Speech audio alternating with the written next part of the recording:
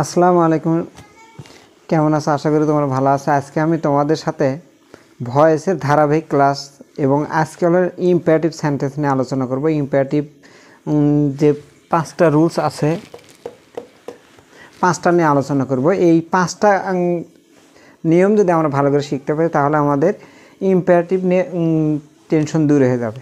এখন দেখা যাক, প্রথমে যেটা দেওয়া আছে ভার্ব প্লাস অবজেক্ট যদি থাকে, দেখো এই জিনিসটা বুঝে নেই। এলতে লেট, এলতে হলো লেট। এই জায়গায় দেখো পি দুটি আছে, ওপি মানে পার্সোনাল অবজেক্ট, মানে object of person, object of person. আবার একটা এ আছে অবজেক্ট অফ থিংও থাকতে পারে, মানে একটা বস্তুবাচক থাকতে পারে আর একটা ব্যক্তিবাচক থাকতে পারে। দ্বিতীয়টাতে এসে দেখি ভার্ব প্লাস অবজেক্ট, এটা হলো object of person, object of things মানে বস্তু, ডিরেক্ট আর ইনডিরেক্ট। তখন আমরা কি করব, লেট এবং লেট বসাবো, বস্তুবাচক অবজেক্ট আসবে, বি বসাবো মূল ভার্বের পাস্ট পার্টিসিপল, তারপরে একটা প্রিপোজিশন দেব, তারপরে পার্সোনাল অবজেক্ট বসাবো। এটা গেল। 3 নম্বর আসে লেট যদি থাকে, let plus object plus verb plus object, মানে দুটো পার্সোনাল যদি থাকে তাহলে সেই ক্ষেত্রে কী হবে, সেক্ষেত্রে লেটই থাকবে। লাস্ট অবজেক্ট আসবে, লাস্টে যে অবজেক্টটা থাকবে সেটা আসবে, বি বসবে, ভার্বের পাস্ট পার্টিসিপল বসবে, তারপরে প্রিপোজিশন বসবে, তারপর ফার্স্ট অবজেক্ট যাবে। তারপর দেখো ডোন্ট বা নেভার যদি থাকে, never plus verb plus object যদি থাকে তখন আমরা কি লেট বসাবো, তারপর নট বসাবো, তারপরে অবজেক্ট বসাবো V3, তারপরে মূল ভার্বের past participle. V plus adverb যদি থাকে তখন আমরা কি করি, ইউ আর অর্ডার্ড অথবা you are requested, you are advise, তারপর টু, তারপরে ভার্ব থেকে শেষ পর্যন্ত। এখন আমরা এই বাক্য এইদিকে দেখি। প্রথমটা হলো হেল্পটা হলো ভার্ব, হেল্পটা কি ভার্ব, দাটা হলো, দাপর হলো অবজেক্ট। আমরা প্রথম নিয়মে যাব। প্রথমে আমরা কি বসাচ্ছি লেট, তারপরে আমরা কি নিয়ে আসবো অবজেক্ট। দেখো অবজেক্ট কি আছে, দাপর। তারপরে আমরা কী নেব, দেখো বি, দেখো আমি বি ভার্ব বসাইছি। তারপরে কি বসাবো, মূল ভার্বের পাস্ট পার্টিসিপল। দেখো এই যে হেল্প ভার্বের পাস্ট পার্টিসিপল এটা। V plus object, verb plus object যুক্ত বাক্যে কোনো প্রকার প্রিপোজিশন ব্যবহার হয় না, ওই জন্য দেখো প্রিপোজিশনের কথা উল্লেখ নেই। দ্বিতীয়টাতে আসে দেখো কী বলা আছে, verb plus object personal object, তারপরে অবজেক্ট অফ থিঙ্ক। এরকম যদি হয় গিভ দেম মানি, এটার মধ্যে দেখো এটাতে দেমটা হলো ব্যক্তিবাচক অবজেক্ট, মানিটা হলো বস্তুবাচক অবজেক্ট। এটাকে বলা হয় ডিরেক্ট, এটাকে বলা হয় ইনডিরেক্ট। এখন প্রথমে আমরা কী বসাবো লেট, দেখো এল, তারপর কি বলা আছে ওটি, অবজেক্ট অফ থিঙ্ক মানে বস্তুবাচক যেটা অবজেক্ট আমি সেটা বসাইছি। তারপর কি নিব, দেখো তো বি, দেখো বি বসাইছি। তারপর কি বলা আছে V3, গিভ মূল ভার্বে পাস্ট পার্টিসিপল গিভেন। তারপরে বলা আছে প্রিপোজিশন টু দেম, দেখো এই যে দেম হুবহু চলে আসছে, কোনো চেঞ্জ হয় নাই। নিচেরটায় এসে দেখি লেট দ্বারাই আছে, লেট যদি থাকে লেট চলে আসবে। তারপরে কি করব, লেট দ্বারা বাক্যে দুটো অবজেক্ট থাকবে, একটা হলো ফার্স্ট অবজেক্ট আর একটা হলো দ্বিতীয় অবজেক্ট। তাহলে দেখো লেট মি হেল্প দেম, আমাকে তাদেরকে সাহায্য করতে দাও। তাহলে বলা আছে কি লেট দ্বারা যদি দুটো অবজেক্ট থাকে তাহলে লেটের সাথে শেষ অবজেক্ট বসবে। দেখো শেষ অবজেক্ট কি আছে, লাস্ট অবজেক্ট, দেখো বলা আছে লাস্ট অবজেক্ট দেম। তারপর কি বলা আছে, দেখো বি, দেখো এখানে বি বসানো হয়েছে। তারপরে মূল ভার্বের V3, দেখো V3 বসানো হয়েছে, হেল্পড। তারপর কি বলা আছে প্রিপোজিশন, দেখো প্রিপোজিশন বাই, তারপর মি হলো অবজেক্টিভ ফর্ম, এই জায়গায় এসেও অবজেক্টিভ ফর্ম। এখন 4 নম্বর রুলস যে ডু নট অথবা নেভার দ্বারা শুরু যদি হয় তাহলে প্রথমে আমরা কি বসাবো লেট, দেখো লেট বসাইছি। তারপর কি বসাবো নট, দেখো নট বসাইছি। তারপর কি আসবে হলো অবজেক্ট, এল হলো অবজেক্ট বসাইছি। তারপরে বি, দেখো বি বসাইছি। তারপরে মূল ভার্বের পাস্ট পার্টিসিপল, এরকম করে বসাইছি। দেখো এই 4টে গেল, এই 4টে রুলস। আর একটা বাকি আছে সেটা হলো ভার্ব প্লাস অ্যাডভার্ব যদি থাকে।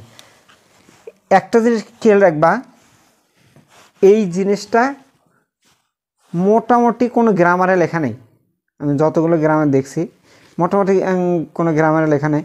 ইম্পারেটিভ বাক্যে কিন্তু বি ভার্ব বি হিসেবে ব্যবহার হয়, এটা কিন্তু এটার বেস ফর্ম। কিন্তু এটা যখন প্যাসিভ হিসেবে ব্যবহার হবে, প্যাসিভে যখন ব্যবহার হবে তখন এই বি ভার্বে পরে মূল ভার্বের ফার্স্ট পার্টিসিপল করতে হবে। তো আমি এখন লাস্টে যে রুলসটা আছে সেটা করব।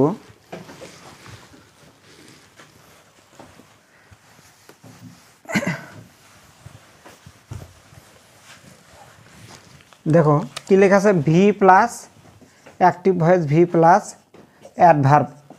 একটা জিনিস মনে রাখবা, অ্যাডভার্ব হতে গেলে হয় একটা প্রিপোজিশন লাগবে অথবা অ্যাডভার্বিয়াল কোনো ওয়ার্ড হতে হবে।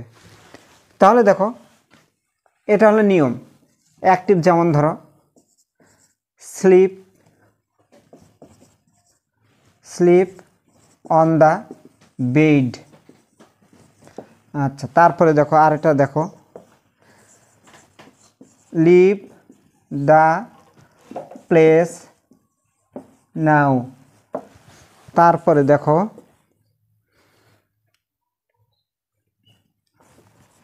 Go home.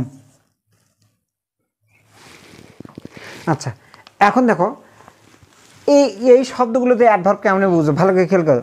Slip on the bed, বিছানায় ঘুমাও। প্রশ্ন করো কখন কোথায় ঘুমাও, বিছানায়। তার মানে এটা এটুকু হলো অ্যাডভার্ব, এটুকু হলো অ্যাডভার্ব, এটুকু অ্যাডভার্ব।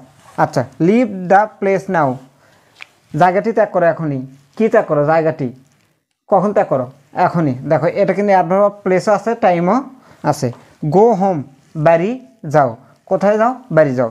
দেখো এই দুটো শব্দ দ্বারা অর্ডার বুঝাচ্ছে, এই শব্দ অর্ডার ধরা যেতে পারে। আচ্ছা, এখন দেখো এই ধরনের বাক্য যদি অর্ডার যদি বোঝায়, যদি আদেশ বোঝায়, তাহলে আমরা নেব হলো order, passive. You are ordered,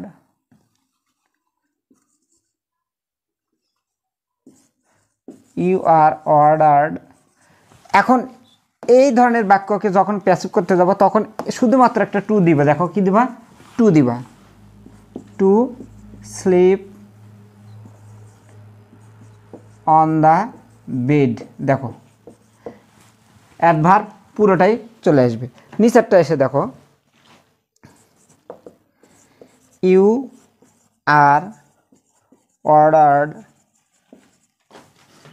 to leave the place now. এটা একটা গেল। গো হোম, এটাও তুমি ইউ আর অর্ডার দিয়ে করো।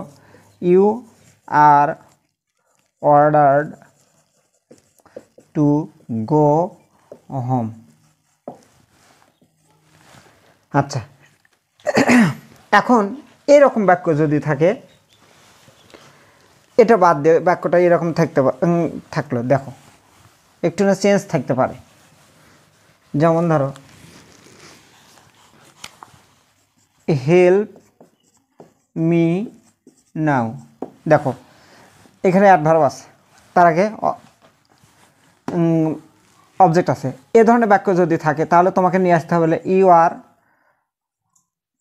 রিকোয়েস্টেড,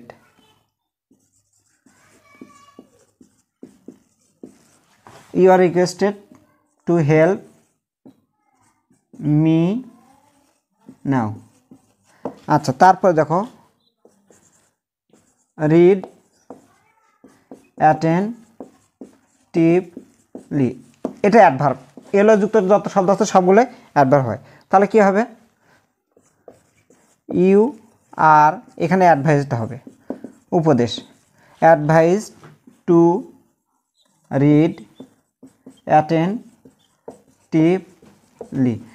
এখন একটা জিনিস মনে রাখবা, তুমি you are order, you are advise, you are requested, এইগুলো তখনই ব্যবহার করতে পারবা যদি ওই বাক্যের মধ্যে any kind of adverb present থাকে। যে কোনো ধরনের অ্যাডভার্ব যদি প্রেজেন্ট থাকে তাহলে সেই ক্ষেত্রে তুমি ইউজ করতে পারবা। আশা করছি তোমরা বুঝতে পারছো। পরে কোনো ক্লাসে অন্য কোনো বিষয় নিয়ে আমি তোমাদের সামনে হাজির হব। সে পর্যন্ত সবাই ভালো থাকো। আল্লাহ হাফিজ।